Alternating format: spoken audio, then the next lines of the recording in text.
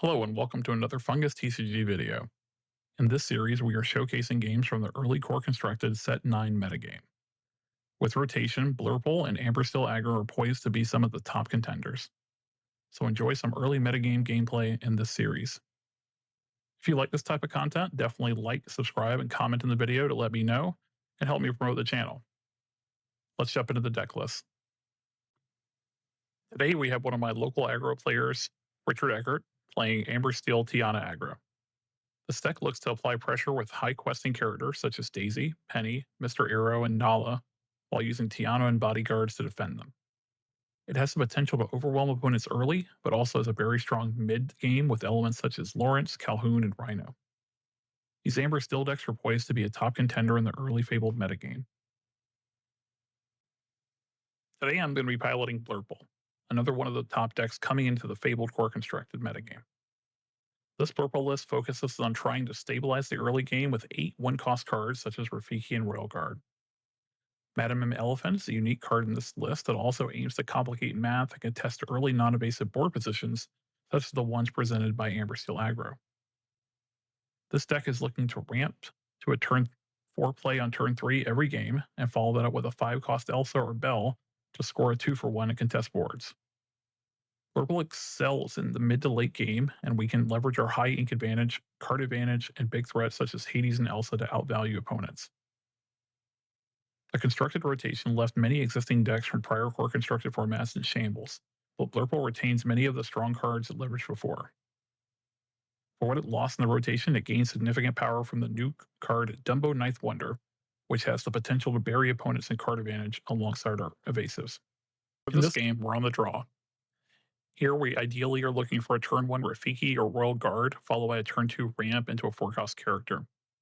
And ideally, we'd also like to play a turn 3 Elephant, but without a 1-drop in this hand, there's no guarantee that that's going to materialize, so we do have to discount that here, even though we do see one in our opening hand. This hand is also missing critically a 5-cost play to follow up on our turn 3 ramp fallen into the 4-cost character. So something like a Bell or an Elsa is really something that's going to be important against Amber Steel to contest the board and stop that early lore gain. So here, I just keep the Sail and the Genie, looking for a turn 1 character and a 5-cost character such as Elsa. I'm always going to keep the turn 2 ramp if I have that available to me. If I, for some reason, do not have access to turn 2 ramp in my opening hand, I will send everything back. In this case, we have the ramp and we have a 4-cost character to play on turn 3. So we'll proceed with that and look for some of the other pieces we're missing. We pick up a pair of 5-cost characters, including our Elsa. We also find the 1-cost character so we can test the early board. And if we can find a second 1-cost character, we may also look to sail into double 1-drops early to get ahead on board. Otherwise, our plan is to Genie into Elsa or Bell, depending on the board state. Our goal here is just to prevent Amber Steel from gaining too much early lore. The good thing about this deck is we do have a lot of consistency and redundant spots, such as the 8 1-costs and the 8 5-costs that play very similar roles, so we can be pretty confident in mulligans like this that we're going to find most of the pieces we're looking for. If you haven't seen the first 2 videos in this series, make sure you check those out as well. And make sure you like, subscribe, and leave a comment if this type of content is useful to you. Let's jump into the game.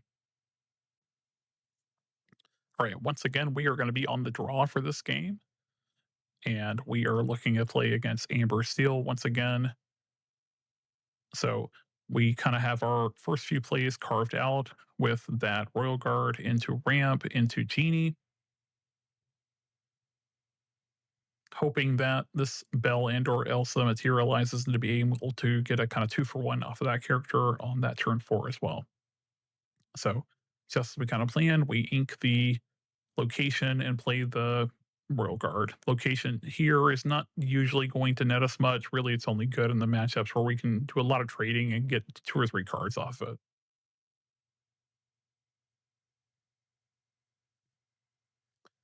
And we see he starts out with the shift line on this Rhino, which does put us in a little bit of a predicament for the Royal Guard. It means we're going to have to probably spend 2 characters to punch through this thing in most cases.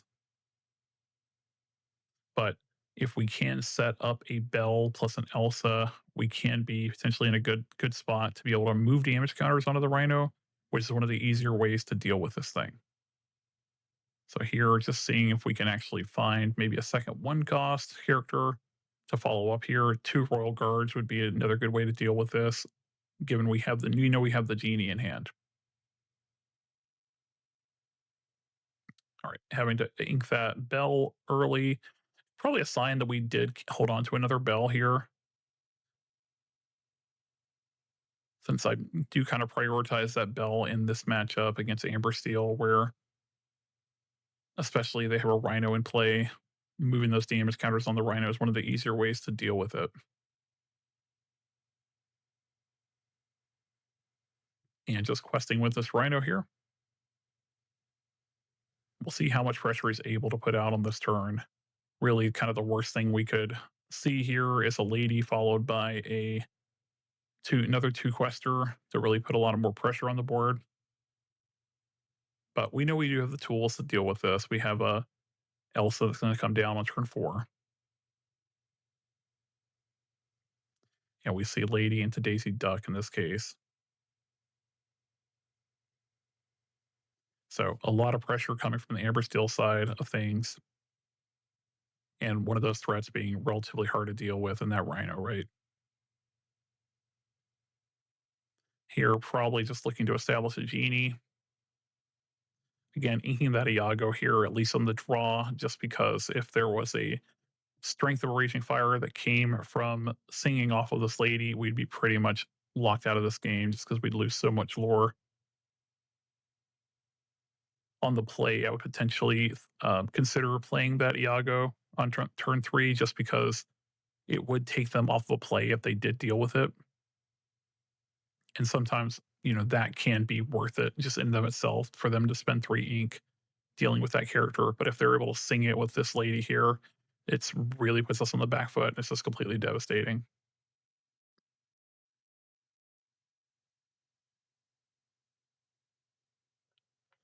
So right here, don't necessarily have a clean answer to this Rhino. Probably our cleanest answer is to put some damage on this Genie and then move some damage counters over with a Bell. We're able to pick up a card off of this Daisy, which is always really important in this match as well. It's just keeping that hand healthy, hoping that Daisy flips quite a lot. We do have a lot of characters in this deck, so Daisy tends to give us a good amount of value in this matchup. For that reason, we do kind of deprioritize it here often, unless it's the last 2-quester.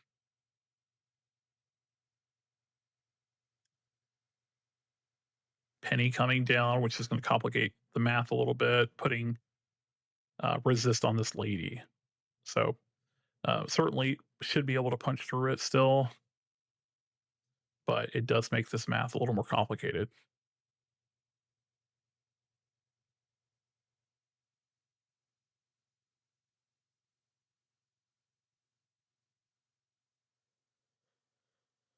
So for sure, an Elsa here is going to be a little bit less value than it normally would be, just because Elsa is not going to be able to punch through this Rhino. It's not going to be able to do really anything to that lady since it has that resist.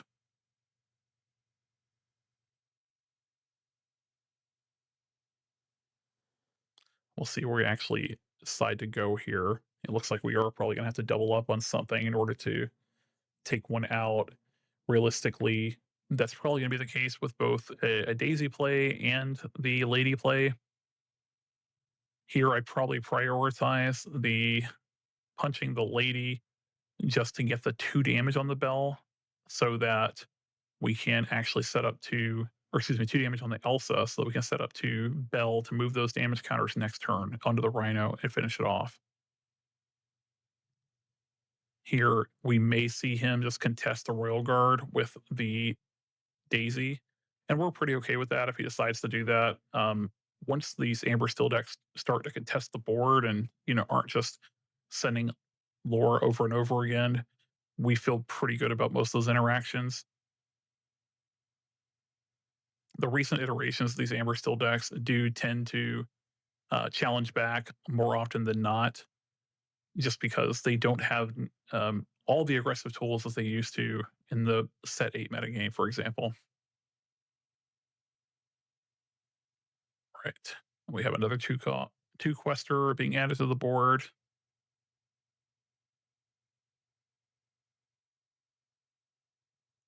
Again, next turn for on the purple side, we are going to be looking to just move some damage counters over to that Rhino, most likely trying to punch this Daisy, putting 3 damage counters on one of our characters here, and then moving all 3 damage counters to the Rhino. One of the cleaner ways we have to deal with that. He's inks a Lilo here to play a Calhoun. The Calhoun is one that loses a lot of value in this matchup in against Blurple, where we have a lot of characters in the mid to late game that are all evasive. So that Calhoun is not necessarily ever going to see that 2 lore value.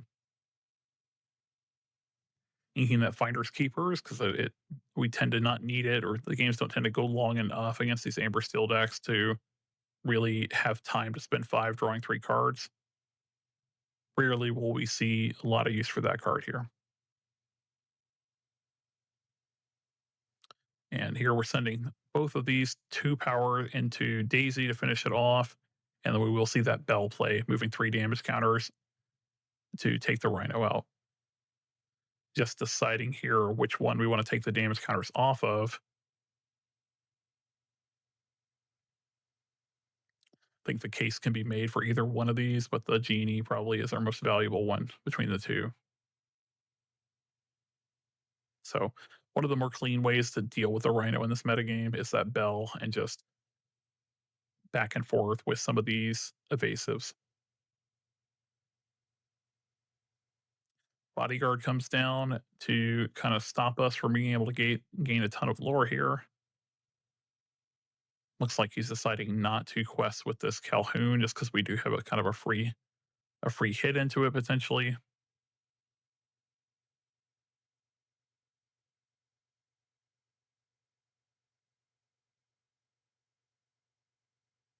Or he may be just deciding here kind of what exactly he wants to do with it. Again, putting these Amber Steel decks into awkward positions is, another one of the big parts of winning this matchup is once they're having to make decisions that are not ideal, you feel a lot better about these types of games.